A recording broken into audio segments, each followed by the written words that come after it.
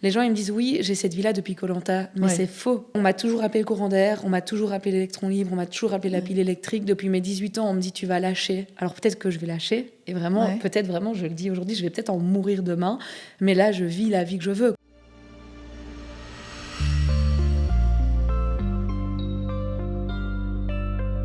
Bienvenue dans Lueur Fauve, le podcast des âmes indomptables.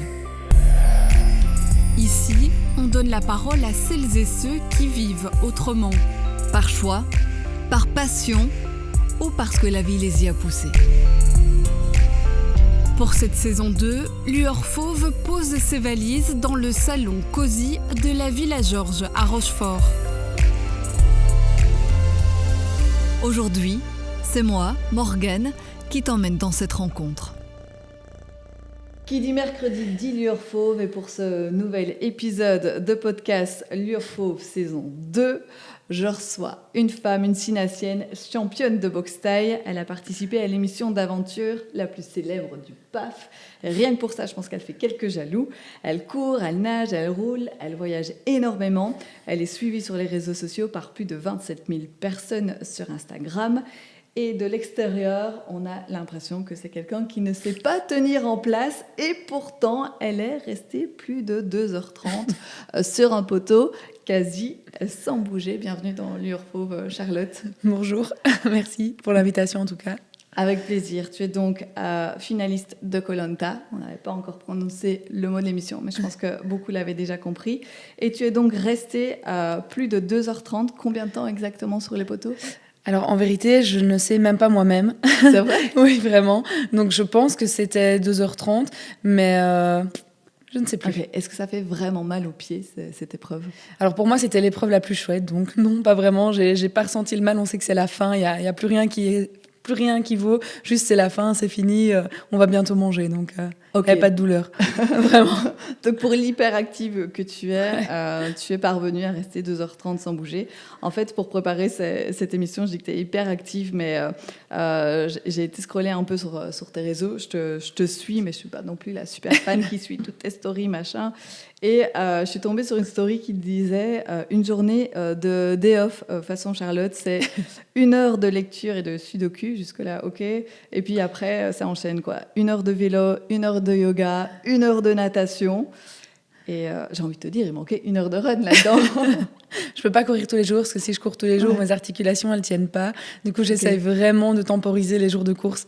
Mais c'est vraiment, je rigole quand je dis il manque 1 heure de run, c'est ironique. C'est vraiment une journée day off normale, ou c'est parce que tu es en prépa et que là, t'envoies et... Non, je pense que c'est une journée day off normale. Parce que vraiment, mon day off, en fait, pour moi, c'est une journée où je dois faire ce qui me plaît, où je dois faire ce qui me rend vraiment heureuse et vivante. Et le sport, c'est ça. Donc pour moi, dès que je suis pas au travail, je suis trop contente de pouvoir faire mon sport de manière justement consentie et libre et répartie sur la journée comme je veux, quoi. Je trouve ça génial. Ok, et d'office, t'alternes toujours comme ça En fait, j'ai un programme par semaine, donc j'ai tous mes entraînements qui sont sur la semaine, et j'ai de la chance, mon coach me laisse un peu choisir quel jour je mets quoi, et donc je répartis en fonction du temps que j'ai, quoi. Donc et des horaires de piscine, surtout. T'as un coach, mais qui te coach quand t'es en prépa ou tout le temps, en fait ? Mais en fait, j'ai pendant très très longtemps pas eu de coach. Enfin, en tout cas, si par rapport à la boxe et tout ça, mais tout ce qui était running, je faisais un peu au bon vouloir et comme je voulais. Puis j'avais essayé un premier coach pour le marathon des sables. Et là, j'ai vraiment pris un coach pour le triathlon parce que j'ai fait un ultra trail sans coach. Et en fait, j'étais complètement perdue. Je me suis rendu compte que 2 semaines avant mon ultra, je me suis dit, mais en fait, j'ai pas les balises, je sais pas ce que je dois faire. Il me reste 2 semaines et enfin, je me sentais vraiment inappropriée dans les fonctions, en tout cas de sportive. Et là, pour le triathlon, je me suis dit, en fait, ça demande beaucoup trop de discipline, beaucoup trop de connaissances que j'ai pas du tout. Donc, j'ai vraiment pris un coach. Mais c'est une grande première pour moi de prendre un coach dans un sport autre que la boxe. On va revenir sur tous les trucs un peu dingues que tu as fait depuis koh Lanta, mais j'ai d'abord envie de revenir sur koh Lanta. Donc, tu as gagné les poteaux, mais tu as raté les 100 patates, comme on dit. Je sais pas comment est-ce que tu l'as vécu, ça, à ce moment-là. En vrai, bien. Enfin, alors c'est sûr que le jour du prime, là, je me dis encore, peut-être que ça aurait été cool si c'était moi. Mais en fait, je pense que c'est plus le titre qui m'embête d'avoir perdu que le reste. finalement, enfin, je savais très bien que c'était pour une association que je le faisais. Je le savais depuis le premier jour. Je savais que, entre guillemets, alors égoïstement, ça aurait pas changé ma vie. Alors quand j'ai perdu, ça a changé beaucoup dans mon projet professionnel, mais ça a pas changé. Je veux dire, je me serais pas acheté une maison ou un voyage ou n'importe quoi. Donc je le vis quand même bien et je pense que la personne qui a gagné le méritait vraiment. Donc c'est Thibaut. Ouais, Thibaut. Tu sais ce que tu aurais fait de cet argent, le donner à une assoce, tu viens de le dire, mais à quelle assoce en particulier? Donc en fait, moi, je voulais clairement le donner à l'Amarrage. Donc c'est une ASBL pour laquelle j'ai travaillé pendant 5 ans. Ouais. Et c'est vraiment des gens, mais tous bienveillants et tous vraiment, je sais qu'ils auraient vraiment utilisé cet argent à bon escient pour les jeunes. Ou alors, en fait, j'avais 2 projets, c'est soit je créais ma propre association dans l'aide à la jeunesse, soit en tout cas je le donnais à l'Amarage et je voyais si avec le directeur il y avait moyen de me décaler une petite cellule pour m'implanter dans leur association directement. Donc un des 2. Mais dans les 2 cas, je pense qu'ils m'auraient quand même suivi et je voulais que ce soit vraiment pour les jeunes, quoi. Alors, juste pour la petite anecdote, quand j'ai dit à une de mes collègues que je te recevais sur ce podcast, elle m'a dit « Ouais, c'est génial, j'ai trop envie de savoir des coulisses de Koh-Lanta. Bon, les gars, vous vous excitez pas, vous vous doutez bien qu'il y a des petits garde-fous quand même. » Et puis moi, je trouvais que ce qui était vraiment intéressant, c'était de voir comment tu avais géré tout l'après Koh-Lanta, des choses dont finalement on parle peut-être moins, qui sont moins exposées, moins médiatisées. Ça va faire combien de temps d'ailleurs que tu es sortie là de Koh-Lanta?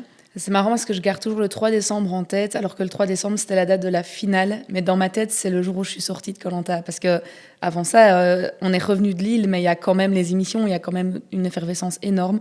Je suis revenue le 31 mai 2024. Donc tu reviens le 31 mai et la finale s'est diffusée le 3 décembre. Ouais.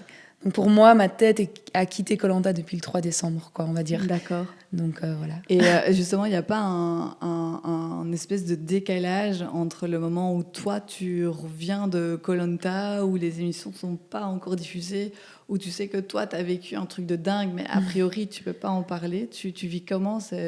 Du coup, je vais pas m'épancher ici sur le sujet, mais c'est clair que pour moi, c'était la période la plus difficile de toutes. Vraiment, ce moment où les gens savent pas. Donc on arrive avec nos traumas, on arrive avec nos problèmes, on arrive avec nos difficultés et on a un décalage total entre la réalité du monde et nous, ce qu'on a vécu, et on peut pas le dire. Donc en fait, au moment où on le dit, je crois que c'était le 10 juillet ou 21 juillet, je sais plus trop, c'est une des journées les plus improbables de ma vie parce qu'il y a comme un... Ok, c'est bon. Oui, j'ai fait ça. Ouais. Donc ça fait du bien. Donc ça, c'était vraiment Personne le plus difficile. Personne ne savait que tu avais participé à Koh-Lanta? Du coup, si, ma maman, mon compagnon, ma coloc. Il y avait 4-5 personnes comme ça qui étaient au courant. Mais même pour elles, c'était très, très difficile du coup. Donc j'obligeais des gens à mentir et à tenir un secret. Et c'est pesant pour eux autant que pour moi, je pense. Ouais. Donc quand tout se sait, c'est bon. Libérateur. Ouais, on pense que c'est dur après, mais franchement, c'est bon. Tu te souviens du coup du premier jour où tu es retournée au boulot, comme si de rien n'était? Tu étais dans quel mood? Ouais, je me souviens que j'avais plus de voiture, donc mon collègue a dû venir me chercher chez moi. Je me souviens qu'il m'a regardé. Pourquoi t'avais vendu ta voiture pour partir? Non, j'avais une voiture de société. Du coup, je l'avais juste laissée à la société, juste pour pas la laisser devant chez moi, parce que je trouvais ça plus rassurant. Et il est venu me chercher, et il m'a regardé, il m'a dit mais t'as bronzé et t'as maigri. Et puis je le regardais et je fais le Pérou c'est ouf. Et donc il rigolait avec moi, mais je me souviens qu'il conduisait, il me regardait comme ça. Et puis il m'a dit en fait dans la voiture, il m'a dit et toi t'as fait Koh-Lanta? Et là, j'ai vraiment regardé en mode d'où tu sors? T'es bête ou quoi? Moi, j'ai fait Koh-Lanta, même si je voulais le faire, je n'aurais pas pu le faire. Pourquoi? Comment j'aurais fait? Et en fait, je suis arrivée au boulot et il y a plusieurs personnes qui me parlaient de ça en disant toi, t'es partie faire Koh-Lanta. Mais ça m'impressionnait parce que je comprenais pas, personne n'était au courant. Et en fait, c'est juste parce que ils savent que je fais tout le temps des trucs un peu fous et ils m'ont dit vas-y, tes histoires de Pérou, on n'y croit pas. Donc c'était un peu marrant. Je mentais encore plus, mais ça me faisait rire de me dire que les gens savaient que ça pouvait être ça, quoi. Ouais. Et tu fais quoi justement comme boulot du coup? Mais du coup, je travaille dans l'aide à la jeunesse. Donc à ce moment-là, je travaillais pour l'Amarage, la SBL dont j'ai parlé. Ouais. Et j'étais tutrice donc, au SPF Justice pour des mineurs étrangers non accompagnés. Donc en gros, je travaille vraiment 100% aide à la jeunesse. Et là maintenant, je suis encore 100% aide à la jeunesse. C'est juste que je travaille pour la Fédération Wallonie-Bruxelles, du coup, maintenant, en tant qu'attachée de direction dans un centre, du coup, pour mineurs ayant fait des faits qualifiés infractions. Donc, c'est un peu... l'objectif reste le même, le sens reste le même, c'est juste que j'ai changé de mission. Et j'imagine que sortir d'une île et puis retrouver ces réalités qui ne sont pas toujours très jolies, ça n'a pas non plus aidé. Bah, c'était pas pour moi, c'était pas du tout la partie la plus dure, en tout cas. Ouais. Parce que mon boulot, j'aime tellement et je pense que ça m'avait vraiment manqué. Et justement, ça m'aidait. Enfin, moi, j'adore, voilà, je voyais les jeunes et je voyais ce que j'avais vécu et je me disais, mais d'où tu te plains d'avoir faim, d'où tu te plains d'avoir eu du mal avec les réseaux, d'être coupé du monde, parce que justement, je faisais un peu un transfert avec eux en me disant, mais regarde ce qu'ils vivent et ça, c'est leur réalité. Et c'est Mais ça t'a encore vraiment plus dur, aidé, quoi. ça, quand t'étais sur l'île Ah, franchement, il y a des jeunes, alors je ne citerai pas leurs noms, mais il y a vraiment des noms et des têtes de jeunes qui m'aidaient. Et là-bas, je pensais à eux. Je me vois sur le poteau, imaginer une jeune fille, je peux pas la citer, mais vraiment, les mots qu'ils ont et la puissance de leurs mots, enfin, ça me transcendait vraiment, pour reprendre les mots de Denis. Si, ça aide vraiment. De me dire, mais regarde, eux, ce qu'ils vivent leur quotidien et leur peine à eux et leur combat à eux, il est 1000 fois plus improbable que toi, tu es là pour finalement, mais c'est une émission, quoi. Réagis, enfin. Ouais, ça aide quand même, je pense. Et j'imagine le tourbillon que c'est une fois que la médiatisation commence, que l'émission commence. Vous êtes accompagné ou pas, ou même à la sortie de l'émission, on vous accompagne un peu parce que voilà, socialement, psychologiquement, enfin tu l'as dit toi-même, c'est une période qui est difficile ou non, quelque part, un peu, vous êtes lâché dans le grand bain. Mais je pense qu'on est hyper accompagnés. Enfin, vraiment, tout le temps, on est très, très, très, très accompagnés. Mais l'accompagnement le plus important, je dirais que c'est avec les autres candidats. Ouais. C'est vraiment entre nous qu'on est... Enfin, on a vécu la même chose, donc on a beau être accompagnés par des psys, plein de gens qui nous aident. C'est eux mes médicaments, je veux dire. Au fur et à mesure, tu as senti la notoriété grandir. Tu l'as dit, en juillet, ça y est, démarrage de la diffusion. Ça a été progressif. Je ne sais pas, ce sentiment que tu devenais une personnalité publique. Alors, c'est pas progressif, je dirais que c'est d'une seconde à l'autre. Ah ouais ? Genre vraiment, je me souviens le jour même, je suis allée au Flot à Jambes et ça venait de sortir, ça faisait 2 heures que c'était sorti et j'étais là assise et en 2 secondes, il y a quelqu'un qui est venu près de moi en mode oh, « T'as fait Koh-Lanta ?» Et moi, j'étais là, mais première fois, et je savais, c'est oui, peut-être, je sais pas, et tu sais pas comment réagir. Et en fait, à partir de ce moment-là, tu vas faire les courses, tu vas à la pompe à essence, tu vas à la déchetterie, tu vas à la boulangerie, c'est... À la seconde même, c'est fini, quoi. Il y a plus. C'est quoi ? C'est les gens qui t'arrêtent, qui te posent 1000 questions Les gens qui posent des questions, qui sont ébahis, qui demandent une photo, qui...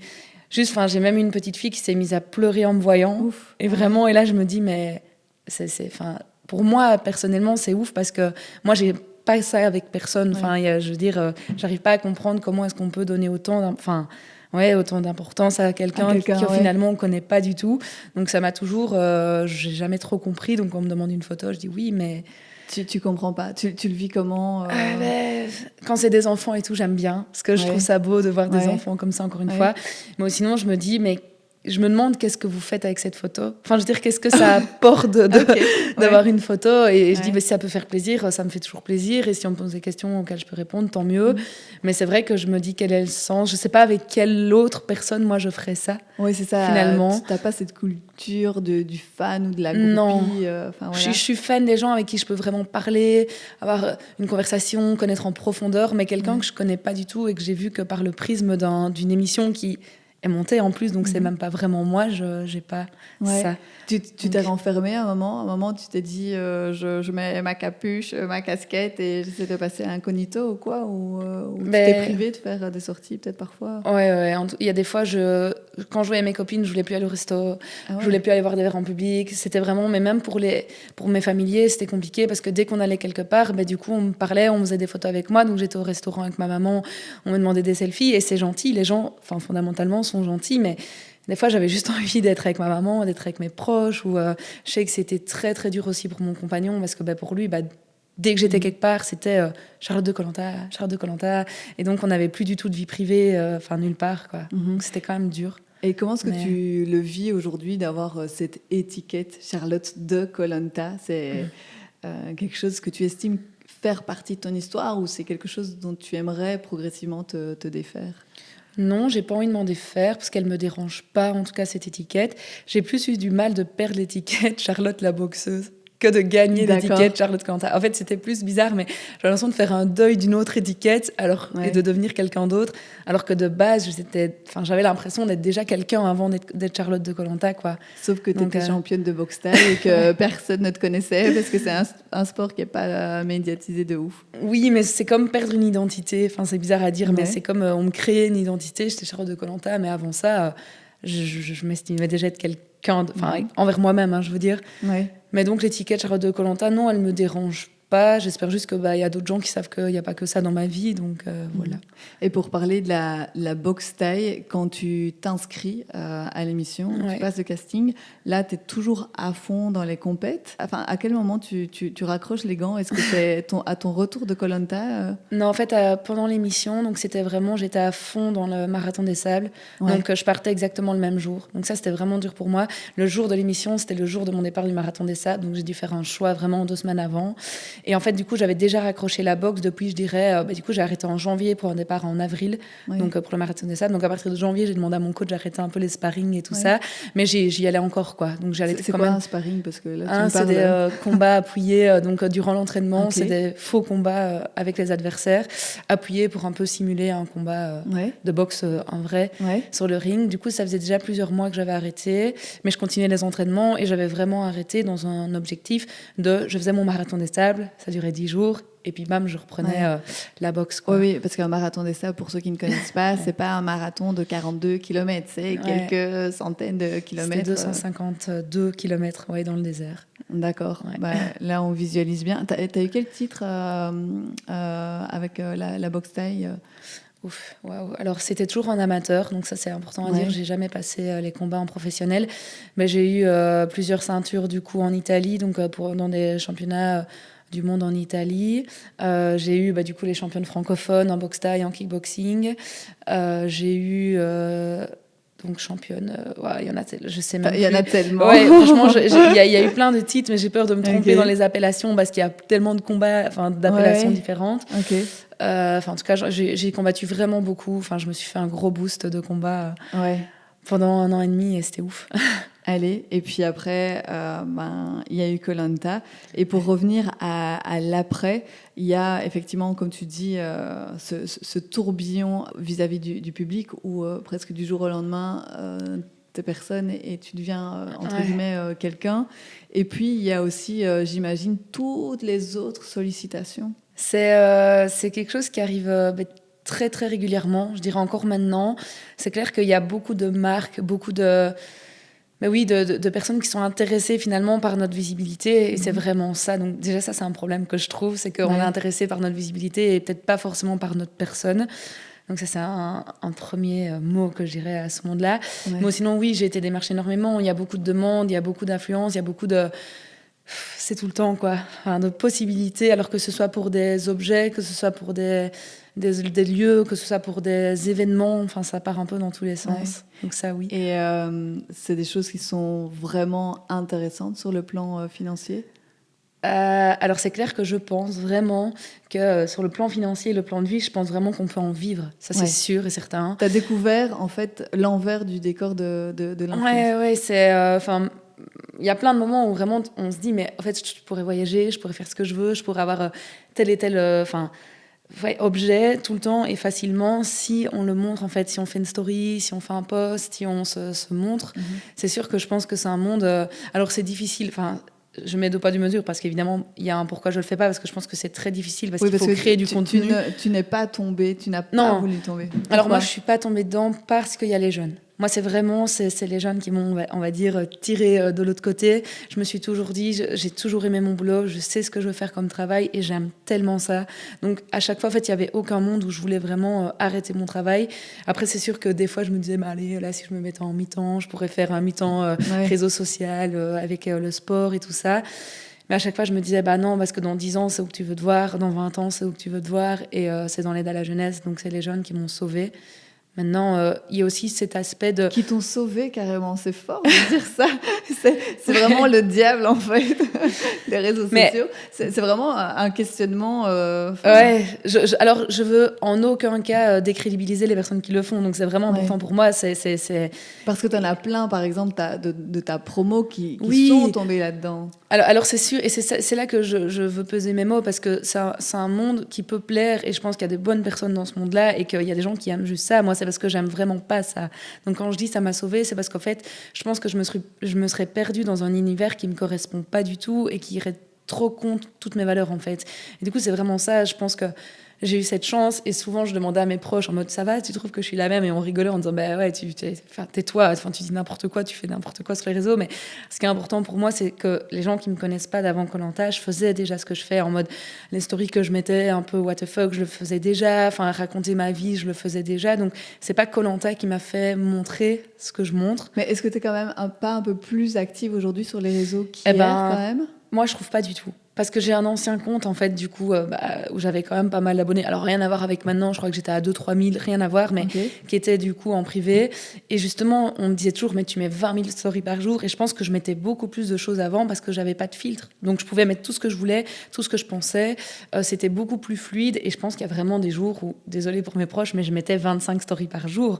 Alors que maintenant, je crois que je suis plus du tout là-dedans parce que justement, il y a des fois, mon téléphone, j'en peux plus. Genre, je suis fatiguée de répondre. Et maintenant, c'est devenu vraiment il faudrait que je réponde, quoi. Genre vraiment, je suis là, allez chat, oblige-toi à répondre, parce qu'en fait, si je réponds pas, mais il y a rien à faire. Il y a ce truc il y a quand même une communauté et il faut répondre. Enfin, faut être là, faut être présent. Il faut montrer qu'on vit, montrer ce qu'on montre. Et ça, j'ai trop du mal, quoi. Et pourquoi tu dis il faut?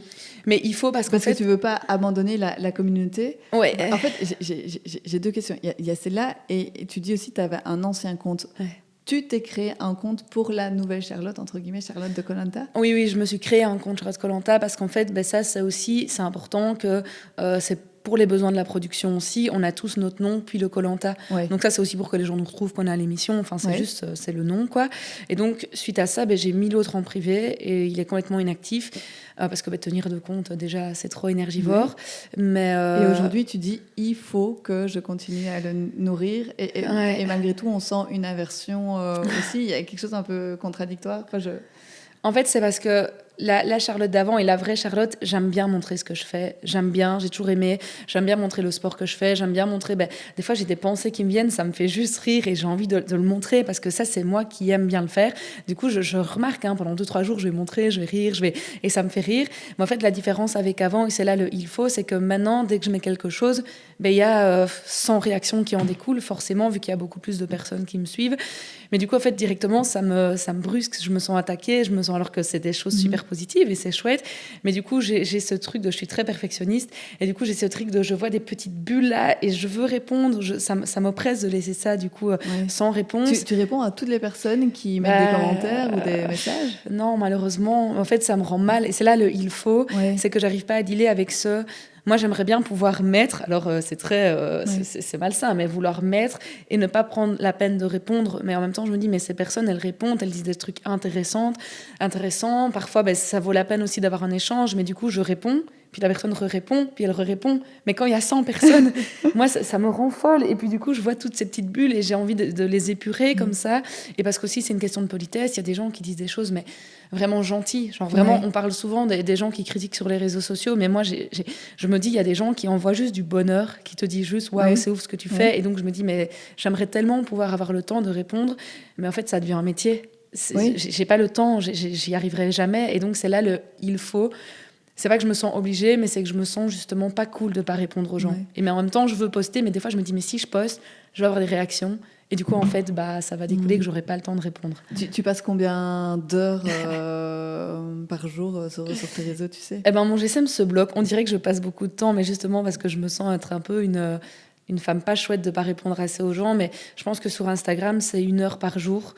Et sur WhatsApp, SMS, tout ça, ça va encore. Mais c'est vraiment Instagram qui est trop énergivore pour moi. Parce que déjà, 1 heure par jour, pour moi, c'est énorme. Enfin, c'est 1 heure où je peux pas lire, c'est 1 heure où je peux pas courir, c'est 1 heure où je peux pas faire autre chose, quoi. Mais je dirais en moyenne, 1 heure.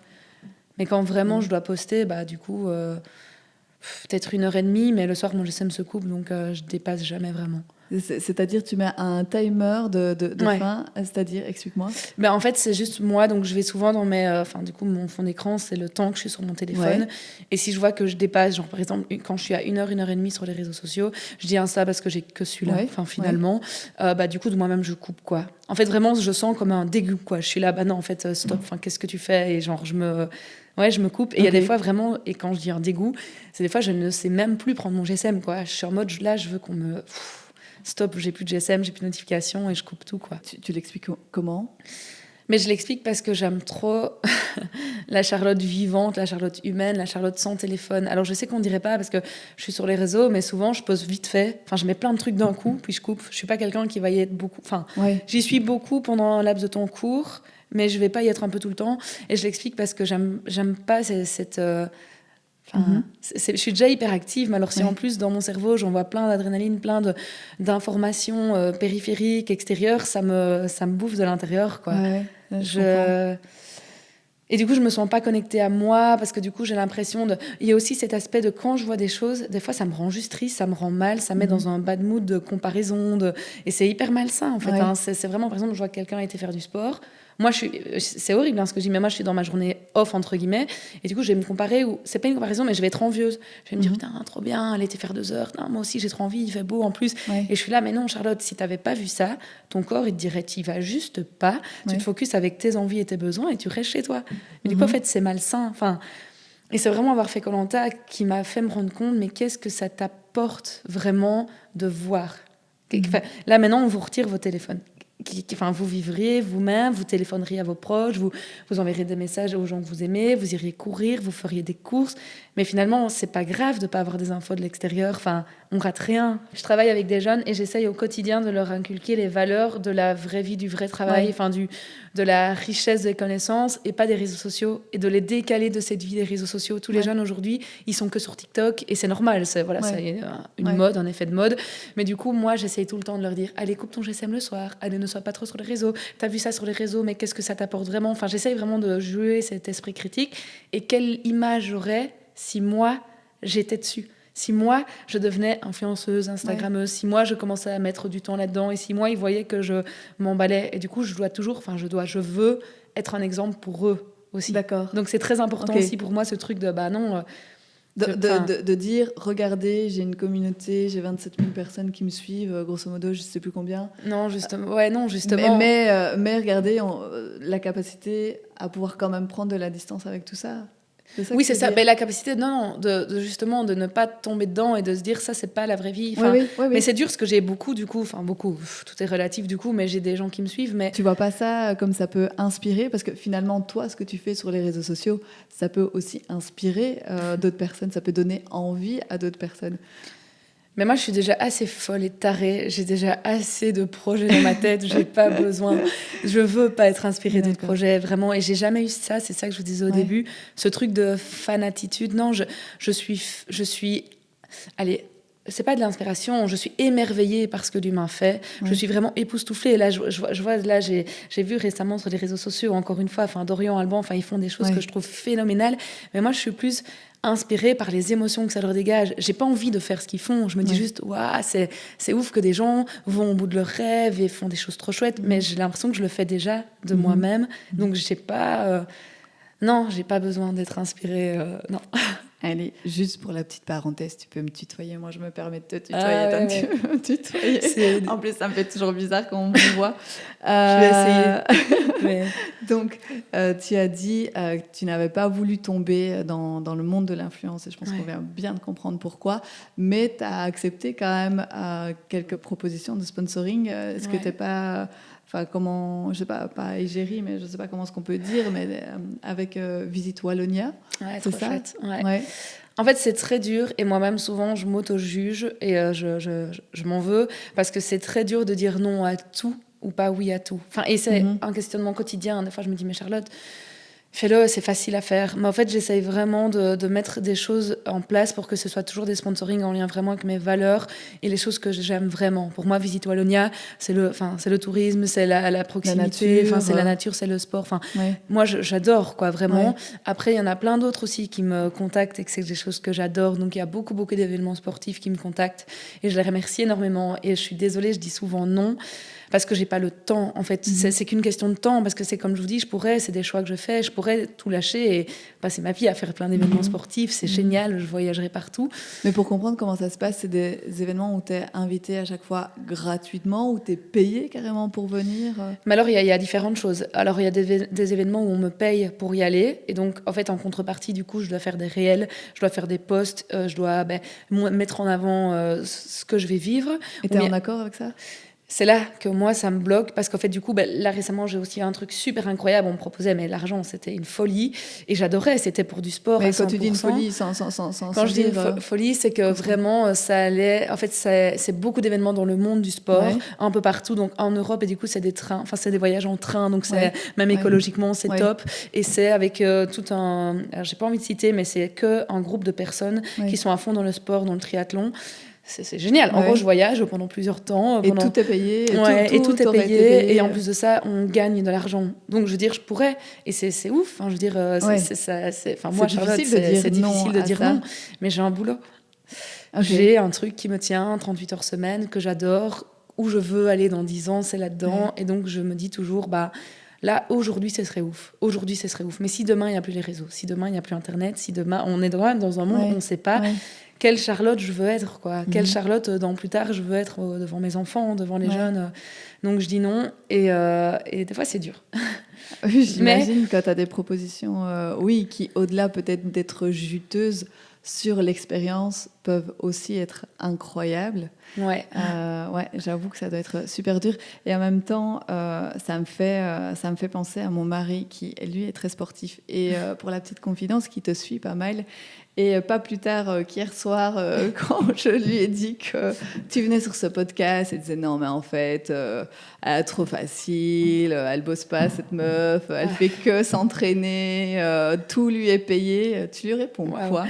J'aimerais bien. Je suis sûre qu'il va nous écouter, du coup, et il va sans doute être bluffé de savoir que tu travailles 38 heures par semaine. Et là, maintenant, c'est 38 heures. Il y a encore un mois, c'était 55 heures. Donc, vraiment, c'était 55 heures. Ah ouais. Et c'était éreintant. Donc, mais en fait, je réponds que de toute façon, dans les deux cas, il n'y a pas de facilité. Parce que moi, je pense que même les sportifs de haut niveau qui n'ont que ça à faire, des fois, je me le dis. Des fois, je me dis, mais en fait, quelle serait ma vie et mes performances sportives si j'avais que ça à faire du matin au soir, de penser à m'entraîner. Parce que vraiment, là, moi, ce qui me fatigue énormément, c'est d'accumuler le sport et le boulot. Parce qu'il n'y a rien à faire. Mon boulot, même, c'est plus mentalement, mais ça prend beaucoup de place.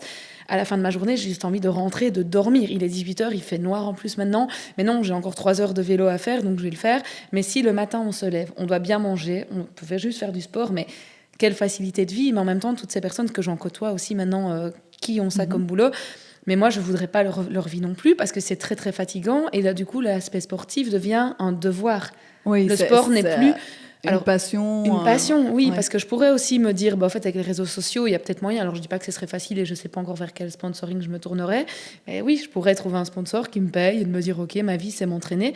Mais je pense que c'est aussi très, très, très, très fatigant, parce qu'il faut le montrer, il faut faire les réseaux sociaux, il faut faire les vidéos sur les réseaux sociaux et il faut s'entraîner quand même. Donc, je dirais que ce serait pas si facile là, toi, quand même. Tu fais quand même une partie de tout ça en plus d'un job. Je pense que c'est pour ça que mes réseaux sociaux ressemblent à rien. C'est parce que j'ai pas le temps et pas l'envie et pas le courage de les maintenir. Mais moi, je réponds au fait que non, déjà, c'est totalement faux, parce que je peux vous dire que je me lève tous les matins pour aller travailler. Je peux vous dire que je mets pas de certificats médicaux pour aller faire du sport.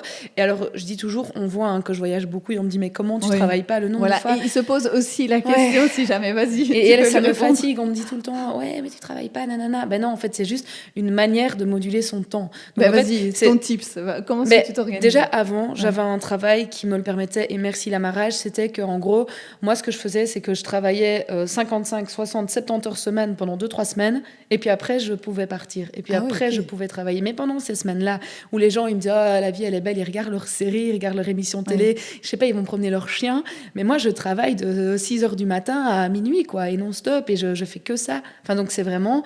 Je fais que ça, je me lève, je travaille, je fais du sport. J'ai pas la télé, j'ai pas les réseaux sociaux. Oui, je fais peut-être 1 heure par jour, mais ma vie sociale, elle est très restreinte aussi. En fait, c'est juste... Je fais que ça, je sais pas comment vous dire. Déjà, j'ai pas le temps de cuisiner. On me dit, mais si, cuisine. Mais non, j'ai juste pas le temps. Ma journée, le matin, je vais me lever, je vais faire 1 heure de vélo, je vais partir au boulot. Déjà, je prends 15 minutes pour me préparer, j'arrive au travail, mes cheveux à moitié faits, c'est toujours la même chose. Je finis mon boulot, il n'y a pas un quart d'heure de lapsus, non, de temps, de laps de temps. J'arrive, je finis mon boulot, je pars à la piscine directement. Souvent, à la piscine, je regarde les maîtres nageurs, ils me regardent en mode... Parce que je sais que c'est à faire, mais je sais que j'ai mon temps à faire, je sais qu'il est tout pile, je sors de la piscine, j'arrive chez mes copines, les cheveux mouillés, parce que j'essaie de voir mes copines 15 minutes, elles me regardent, je repars, je vais sur mon entraîneur, je fais 3 heures de sport, je m'endors, et le lendemain, c'est la même chose. C'est juste... Et t'arrives à c'est tenir des choix de vie, tu quoi. sens pas que ton corps, il vas lâcher. Parce Ben que moi, c'est on me dit hyper ça, on intense. me dit souvent, encore hier, on me dit oui, comment tu feras quand tu auras un enfant? Ben déjà, juste, j'en ai pas, donc c'est facile entre guillemets. Mais c'est juste, il y a aussi quelque chose que j'ai envie de dire.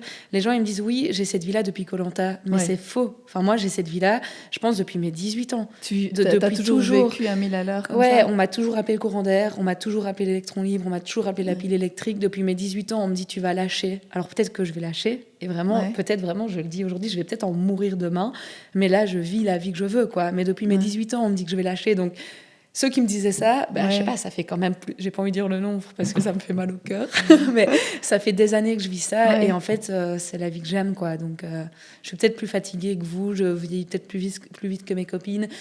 J'ai peut-être plus de cernes, j'ai peut-être plus de cheveux blancs, parce que oui, forcément, j'ai une vie où je me repose jamais. Mais en fait, j'ai l'impression que ça dérange les gens de se dire... Les gens, souvent, ils me disent ouais, tu te reposes pas. Et ils ont l'impression que du coup, c'est moi qui suis pas normale. Souvent, on me dit, on dit ouais, c'est pas normal, tu caches quelque chose, t'es malade, c'est nanana. Mais en fait, moi, c'est juste ma façon d'être depuis tant d'années, quoi. Et c'est quoi leur normalité à eux? C'est être devant la télé tous les soirs, regarder... Je sais pas, c'est pas une critique, Ouais, mais non, c'est pas plus... une critique, ouais. Eux, leur normalité me paraît Ouais. à moi complètement folle. Passer toute une journée devant une télévision ou toute une soirée à regarder, je pète un câble. Genre un day off à être dans mon canapé, à rien faire. Mais moi, ça me paraît complètement insensé, quoi. Donc en fait, c'est juste ma normalité. Et les gens, je pense que ça leur dérange. Mais laissez-moi juste être comme ça, quoi. T'as jamais besoin de te poser. Tu as vécu des journées où, oui, tu pouvais être lazy ou sans énergie. Mais oui, parce que en fait, je le fais. Genre, par exemple, le Ouais. matin, j'adore le matin faire des sudoku, Ouais. faire des puzzles, faire Ok. des mandalas. Enfin, Ok. c'est un moment que j'adore vraiment, mais c'est avec moi-même. Et en fait, les gens pensent que je fais pas ça. Mais si, des fois. Alors, c'est rare. C'est pas la semaine en tout cas, mais les week-ends, j'aime prendre une heure. Enfin, j'ai pas de temps parce que du coup, je le Ouais. fais. Et c'est juste, je le fais. Mais après, je m'active, quoi. À fond. Ouais, ou alors c'est genre, je fais mon ménage. Genre, j'adore faire le ménage, genre nettoyer, faire mes C'est vrai. lessives et tout. C'est un moment pour moi d'apaisement, en fait. Genre, je suis là et je nettoie et ça me relaxe vraiment. Dans ton story day off, tu disais yoga. Je me disais, Ouais, est-ce que j'adore. tu sais, les gens qui sont dans le feu comme toi, est-ce que tu es capable, parce que le mental, je pense, c'est très important aussi, de méditer, de rester vraiment axé, enfin, immobile. Enfin, tu l'as Ouais. fait, tu l'as prouvé sur les poteaux, mais je veux dire, dans un aspect un peu plus méditatif. Alors, j'adore les journées. Et d'ailleurs, je déteste les journées où j'ai pas le temps de le faire. C'est le faire le yoga. Donc, quand je dis yoga, c'est plus parce que du coup, j'y connais pas grand-chose en yoga. Ouais. Je m'estime pas du tout connaisseuse, mais c'est plus du stretching, la méditation, Ouais. comme vous dites. Donc, c'est le moment où je suis dans mon salon, je ferme les yeux, je me mets dans des postures qui me font du bien. Ouais. Et ça, je le fais quasi tous les jours. Enfin, je pense que c'est une routine aussi quotidienne.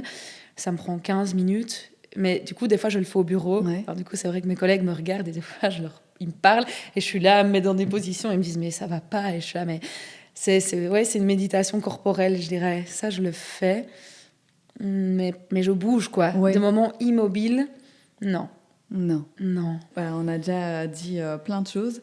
Je parle beaucoup. Ouais, mais j'adore, c'est trop intéressant et spontanément, tu réponds à tellement de questions que je me posais et qu'à mon avis, tellement de personnes se posent aussi.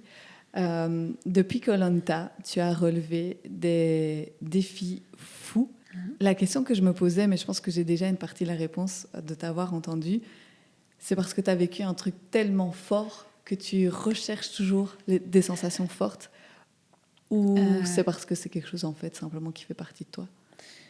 Alors, il y a, encore une fois, et en fait, c'est vrai que je suis un peu tout le temps bipolaire dans toutes mes réponses, mais je pense que c'est parce que, pour moi, alors je l'ai toujours dit, la vie, c'est une bipolarité. Enfin, voilà, je suis comme ça, j'ai toujours été, on me l'a toujours dit, enfin, j'ai chaud, j'ai froid, mais en même temps, ça fait partie de moi, parce qu'il n'y a jamais qu'une vérité. Pour moi, rien n'est blanc, rien n'est noir. Mais du coup, là, ça va être un peu la même chose. En fait, déjà, avant Koh-Lanta, j'adorais les défis, j'adorais repousser mes limites, mais alors, c'est des choses que vous avez l'impression que c'est fou parce que maintenant il y a les réseaux sociaux et ça peut paraître spectaculaire, mais pour moi il y a plein de petites choses au quotidien que je fais qui me paraissent complètement folles et qui ne sont pas forcément instagrammables. Mais donc j'ai toujours été comme ça, j'ai toujours été quelqu'un qui repoussait mes limites, mes défis et qui allait dans l'exponentiel. L'exponentiel est vraiment l'extrême. Mais par contre, là où c'est vraiment contradictoire, c'est que pour moi, j'arriverai jamais, et je pense vraiment, alors peut-être que je me trompe et je vous le dirai dans 10 ans, mais à trouver quelque chose de plus ouf que Koh-Lanta. C'est impossible. Ça reste le climax de je ta vois vie. pas quoi faire. Et c'est pour ça que pour moi, là, ce que je fais, c'est pas une course à l'émotion plus forte que ce que j'ai vécu dans l'aventure. C'est parce que c'est pas possible et je suis au clair avec ça. C'est quelque chose qui est incomparable. C'est des émotions que je ne vois pas comment je pourrais... On me dit toujours, mais pourquoi faire ça? Mais comment voulez-vous vous priver de nourriture autant comme ça de vous-même? Comment voulez-vous aller aussi loin dans vos émotions? J'ai vécu là-bas des trucs que je ne saurais même jamais et j'en suis tellement triste de ne pas savoir vous l'exprimer et vous l'expliquer. Mais du coup, j'ai beau faire tout ce que je fais physiquement et sportivement, ça n'atteindra jamais Koh Lanta. Mais par contre, moi, je cherche toujours une fierté en moi. En fait, je cherche toujours ce truc de me dire... Parce que ce que je fais, c'est des trucs qui, pour vous, ça paraît facile. Mais pour moi, il y a 5 mois, je ne savais pas nager, quoi. Je ne savais pas nager, j'avais peur de l'eau. Mais non, mais c'est vraiment envers moi-même. Mais non, mais quand je dis facile, les gens, ils me disent, oui, mais t'es Charlotte, tu y arriveras toujours. Genre, c'est toujours ce truc de... Non, mais pour toi, c'est bon, on sait que tu vas réussir. Avant de faire une course, on me dit, bah ouais, c'est bon, ça va aller. Mais moi, je suis là, mais non, les gars. Enfin, j'ai autant le droit d'échouer que quelqu'un d'autre et j'ai autant de possibilités d'échouer que quelqu'un d'autre. Mais du coup, moi, c'est là mon défi, c'est de, envers moi-même, me prouver que je sais le faire. Mais c'est pas aller toujours plus loin. Enfin, parce que les réseaux sociaux, je pense qu'on a l'impression... Ça donne cette impression-là. Moi, j'ai l'impression de l'extérieur que tu es un peu dans dans cette mouvance. Ben non, parce que le plus loin, pour moi, je l'ai fait. Le plus loin, pour moi, c'était le marathon des sables. Enfin, vraiment. Le plus loin, c'était quand j'étais plus jeune. Du coup, c'était monter sur un ring de boxe. Pour moi, ça me paraissait complètement fou. Et pour moi, alors aujourd'hui, peut-être, enfin, je vois pas ce que je fais qui paraît plus loin. Oui, parce que là, je vais faire un Ironman, mais ça paraît peut-être... Un Ironman au calme. Non, mais c'est pas du tout au calme, parce que pour moi, ça me paraît complètement fou. Mais non, mais c'était très ironique de dire au calme. Oui, non, mais je pense que les gens se disent que pour moi, c'est simple, mais... Pour moi, à l'époque, monter sur un ring de boxe, ça me demandait autant... pour moi, c'était autant phénoménal que de faire un Ironman. Pour moi, à l'époque, traverser la mer du Nord... Enfin, je sais pas comment expliquer, mais pour moi, j'ai fait tellement de trucs qui me paraissaient fous. Mais en fait, ça dépend aux yeux de qui et au prisme de qui. Parce que pour le moment, c'est parce que dans le monde, on se dit un ultra-trail, un Ironman, un marathon des sables, Koh Lanta, c'est ouf. Mais il y a des petits défis au quotidien, j'en sais rien. Arrêter de manger du sucre pendant 1 mois... Ça va pas être un truc qu'on va mettre sur les réseaux qui va faire 20 000 likes. Mais pour moi, arrêter le sucre, les gens le font, ça me paraît impossible. Et tu l'as fait, toi? J'y arriverai jamais. Non. J'essaye, ça fait des années. Mais donc, c'est là que j'ai envie de dire que ça vous paraît fou parce qu'aujourd'hui, sur les réseaux sociaux, on met tout ça sur un piédestal énorme et ça paraît phénoménal. Mais il y a des gens qui font plein de trucs dans le silence. Et c'est ça qui est encore plus fou et qui font des défis encore plus grands et plus hauts. Et c'est là que je dis que je suis un paradoxe à moi tout seul parce que tout ça, j'en ai conscience et je voudrais le faire en me taisant. Je voudrais, et je me dis souvent, est-ce que tu fais ça pour les réseaux ou tu le fais pour toi-même? Et la plus grande chance que moi j'ai et que je me dis merci, c'est que je faisais déjà tout ça avant les réseaux. Moi, quand j'ai commencé mes voyages, quand j'avais 18 ans, j'avais pas les réseaux. Quand j'ai traversé la Chine, tout ça, j'avais pas les réseaux et je le faisais parce que je trouvais ça juste cool. Et du coup, je me dis, si demain j'ai plus mes réseaux, je le ferai quand même. Et j'aime bien ça, quoi. Et t'as quel âge, là? Ah non. J'ai 30 ans. Ok, 30 ans. Mais t'as pas l'impression d'avoir, je vais pas dire tout vécu, mais de dire que t'as vécu déjà des trucs tellement forts. Tu vois, t'as pas peur du demain, du jour où tu seras peut-être moins en forme, du jour où tu te dis que toutes les plus belles expériences, tu les as déjà vécues et tu les as vécues super tôt, finalement. On me demandait déjà ça, je me souviens, quand j'avais 15, 20 ans, 25 ans. Ouais, mais c'est ça qui me sauve. Et ça, c'est vraiment un truc auquel je me raccroche toujours pour me dire que c'est pas la Charlotte d'aujourd'hui et c'est la vraie Charlotte, parce que des fois, c'est dur de se perdre entre est-ce que je suis la Charlotte qu'on veut que je sois dans les réseaux ou est-ce que je suis moi. Mais je me souviens, et vraiment tous mes proches vous le diront, déjà avant Koh Lanta, on me disait mais t'as eu 25 vies. C'est d'ailleurs ce que j'avais mis dans mon truc de Koh Lanta. J'avais mis mais j'ai eu 27 vies aujourd'hui, aidez-moi à en avoir une 28e, mais en même temps, si vous me la donnez pas, j'irai la chercher moi-même. Donc c'est vraiment... J'ai toujours été cette fille où on m'a toujours dit mais c'est quoi ton demain? Arrête-toi, à quel moment tu t'arrêteras? Et en fait, j'ai encore tellement d'idées dans ma tête que franchement, moi, je suis triste d'avoir déjà 30 ans parce que je me dis mais allez, j'ai pas assez de temps, quoi. J'ai plein d'idées et puis j'ai encore... Et comme quoi, par exemple? Non, mais j'ai une liste de fou et le problème, c'est que j'arrête pas. Et j'ai une liste dans mon téléphone depuis toujours et sur un bout de papier, là, qui est toujours au même endroit. Et c'est des défis que je veux vivre dans ma vie. Mais c'est des défis, des fois, là, j'ai mon agenda et en 2026, je me dis je vais faire ça. Et ça fait... Donne-nous... J'ai pas envie parce que tu veux pas parce que sinon t'es superstitieuse un peu. Ouais, c'est pas la superstition, c'est pour moi les choses qu'on fait, ça sert à rien de les dire avant de les faire. Je veux d'abord les vivre et voir comment je vais les vivre avant de vous les dire. Et c'est aussi ce truc de... Ça m'excite de me dire j'ai encore toute cette panoplie de choses et peu importe que vous le sachiez ou pas, c'est avec moi et en moi pour moi. Je sais pas, c'est vraiment pour ça, je pense. Mais il y a des choses débiles. Hein, parfois, ça peut être passer 48 heures à faire un puzzle dans une cave et juste sans manger, sans boire. Non, en mangeant et en buvant, parce que depuis Koh-Lanta, je suis plus capable, mais sans téléphone, sans rien. Mais je kiffe trop, j'aimerais bien faire ça dans ma vie. C'est là que je dis, il y a des défis qui vous paraissent phénoménal pour vous, mais moi c'est cool. Là tu passes une semaine sans électricité.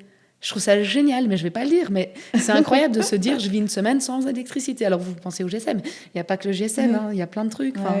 Je sais pas, c'est plein de défis. Il n'y a pas que le sport, quoi. C'est ça que je veux dire. C'est plein de trucs. Quand je t'écoute, j'ai vraiment la chanson d'Elena de la Star Academy qui résonne.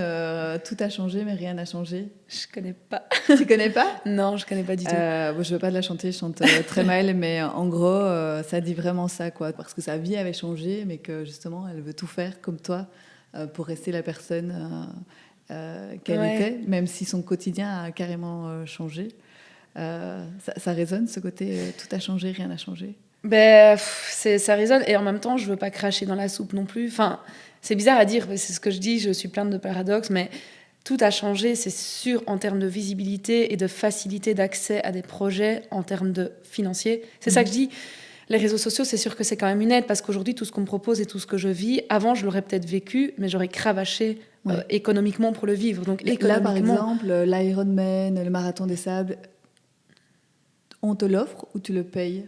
Alors, à l'Ironman, je vais le payer, mais on m'a invité sur un autre. Donc, c'est ça qui est paradoxal. C'est que moi, il y en a un que je veux faire. Donc, je vais le faire et je vais le payer. Parce que ce que les gens ne savent pas, c'est que ce genre d'événement coûte plusieurs milliers d'euros. Et là, les gens qui ne sont pas sportifs, ils vont se dire, mais quoi? Mais c'est horrible. Je vais vous donner un exemple tel quel. Et vraiment, le Marathon des Sables, c'est un truc qui coûte très, très, très, très cher. Mais avant de le faire, donc tout le monde pense, et ça ne me dérange pas que les gens le pensent, parce qu'encore une fois, je m'en fous, vu que c'est avec moi-même, mais que c'est un sponsor, que ça m'a rien coûté et tout ça. Moi, j'ai travaillé pendant des années pour me payer ça. J'ai fait une demande de sponsoring avant Koh-Lanta. Donc, tout était déjà balisé. L'argent, les demandes de dons pour les jeunes, c'était déjà balisé avant Koh-Lanta. Et quand je l'ai fait, ce qui est fou, c'est que du jour au lendemain, avec Koh-Lanta, j'ai eu plein de choses gratos. Enfin, vraiment, c'est honteux. Enfin, limite, c'est triste parce que j'ai fait des centaines de lettres de sponsoring, des centaines. J'en ai envoyé 272 avant Koh-Lanta. J'ai un fichier Excel parce que je suis très perfectionniste. Je pense que j'ai eu 47, 48, je me souviens plus exactement, réponses, plein de négatifs. Mais donc, il y a quand même 230 personnes qui ne m'ont même pas répondu. Et puis, j'ai eu beaucoup d'aide et tout. Donc, j'ai eu beaucoup de chance, beaucoup de sponsors. Du jour au lendemain, Charlotte Raskin, elle fait Koh-Lanta. Des centaines de personnes qui me demandent pour me sponsoriser. Mais dans ces personnes, il y a des gens à qui moi, j'avais envoyé une lettre qui ne m'avaient même pas répondu. Et je me dis, mais c'est tellement triste. Et j'ai refusé. Hein. Et la revanche, mais ça a été très dur pour moi parce que je me suis dit, mais en fait, là, c'est mes valeurs, quoi. Et ça vient puiser. Je fais un projet pour des jeunes qui va, je vous jure, ça me mettrait les larmes aux yeux, qui a vraiment pour moi un aspect symbolique énorme dans une société aujourd'hui qui s'oublie. Et vous m'envoyez complètement chier. Et parce que j'ai fait une émission télé, vous voulez me sponsoriser. Mais quelle valeur je mets derrière le projet, quoi. Et ça a été tellement dur pour moi. Et du coup, ce que j'ai fait... Alors, il y a des gens à qui, quand ils m'avaient répondu non, j'ai juste fait un copier-coller de leur nom. De leur réponse de non. Bon, excusez-nous, pour le moment, nous sommes full. Mais ça me faisait rire, mais sans le faire rire, parce que ça me rendait triste, quoi. C'était vraiment difficile. Mais après, du coup, et c'est pour ça que je remercie... J'ai pas envie de citer des marques, mais enfin, il y a vraiment des gens qui m'ont suivi dès le début. Et aujourd'hui, on pense que c'est les sponsors que je prends de Koh-Lanta. Non, c'est des sponsors que j'avais avant d'être qui j'étais et qui me suivent pour qui je suis. Et donc, quand Elena dit rien n'a changé, mais tout a changé... Moi, je suis tellement fière des gens qui me suivaient avant et qui aujourd'hui... Alors par contre, les sponsorings qui ne m'avaient jamais contactée et qui n'avaient rien à voir, là, je suis très contente de les avoir. Mais c'est cette vision des gens qui est dure à vivre, quoi. C'est ce truc de maintenant, on m'apprécie pour ce que je suis sur les réseaux et pas pour qui je suis, quoi. Donc... Voilà, je me perds dans le tout a changé, rien n'a changé, mais ça, c'était important de le dire. Et du coup, par rapport au financier, je sais plus ce que je voulais dire par rapport à ça, mais c'est que ça coûte très, très, très cher. Et pour vous donner un exemple, moi, là, par exemple, après mon travail, je vais aller travailler encore en plus parce que financièrement, il y a des projets que je veux faire. Tu vas reprendre un petit job sur le côté? Ouais, dans l'Oreca, parce que c'est facile et j'ai travaillé beaucoup dans l'Oreca, en fait, avant. Et du coup, en fait, je me suis dit, OK, Charlotte, tu veux ce train de vie. il y a ça que tu as envie de faire. Tu ne veux pas avoir ça gratuitement pour les réseaux sociaux, mais parce qu'on ce qu'on te propose, c'est contre tes valeurs. Oui, parce que tu pourrais envoyer un mail en disant « Hey les gars, coucou, c'est pas si facile. Il y a quand même, en fait, aujourd'hui, il y a quand même beaucoup de personnes, entre guillemets, qui sont très, très douées sur les réseaux sociaux, et moi, pas du tout. En fait, je veux pas le faire. Je ne sais pas le faire. Et tu ne veux pas déléguer non plus. Je laisse la place aux pros pour le faire. Donc, je sais qu'il y a vraiment des gens qui ont des belles mises en scène, qui ont des beaux réels, ils ont des idées lumineuses. Même moi, je vois leurs idées, je vois leurs réels, je me dis, ça, c'est génial. Mais moi, j'ai pas le temps de faire ça. Et du coup, je sais que je pourrais pas aller demander d'avoir un sponsor alors que je vais pas derrière leur rendre la qualité de ce qu'ils m'offrent. Donc, c'est ça aussi avec moi-même. Mais du coup, je préfère aller travailler. Enfin, je vais être fatiguée, on se l'avoue. Mais je vais aller travailler et je vais essayer d'avoir de l'argent et je vais essayer de pouvoir payer ce que je fais, quoi. Et là où on me dit, oui, c'est facile pour toi, non, je vais avoir mon 38 heures, je vais travailler tous les jours le soir, puis j'irai à nouveau faire du sport après, mais c'est parce que je veux faire un Ironman, ça coûte super cher, et je veux pas forcément avoir des sponsors pour ça, parce que j'ai pas l'énergie de faire des réels pour le sponsor, quoi. C'est tout. On a l'impression qu'avec toi, rien n'est impossible. Quand tu veux quelque chose, je pense. Tu l'as.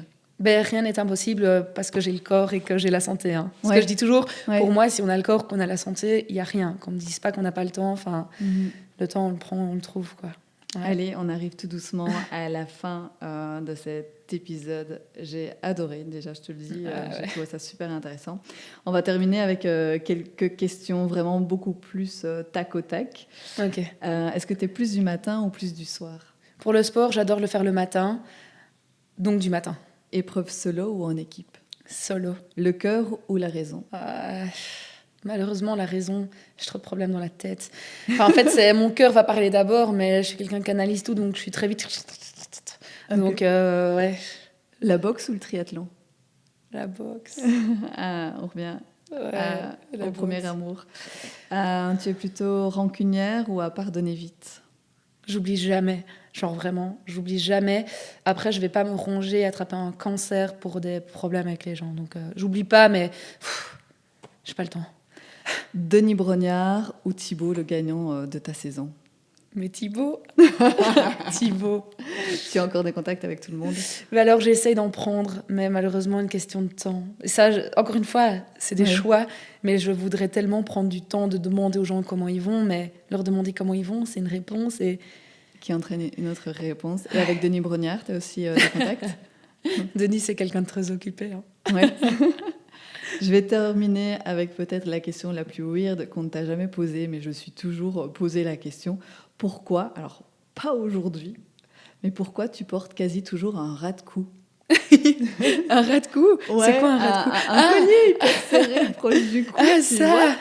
Oui, il est là. Il est là, oui, je l'ai. Il a une signification ? Alors, celui-là, il a une signification parce qu'il m'a été offert par une personne qui m'est vraiment très, très, très, très chère. Pour ma finale. Donc, pour le jour de ma finale, il m'a offert ce collier. Et d'ailleurs, j'ai le bracelet aussi. Mais avant ça, j'avais le même. En fait, j'avais juste un autre.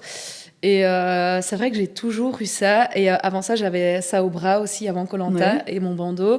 En fait, je suis quand même très... Je sais pas si c'est superstitieuse, mais je mets énormément de symbolique dans les objets. J'ai un doudou, j'ai des...